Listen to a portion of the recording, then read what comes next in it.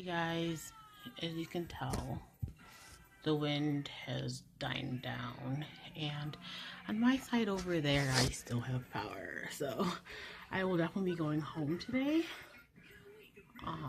Sometime today anyway.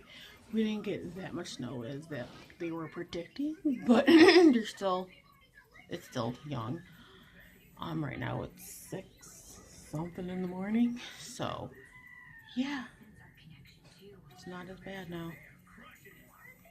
But like I said, our next windstorm is probably Friday into Saturday, so I will probably be back over here again. But yes, as you can tell, we still have power over here.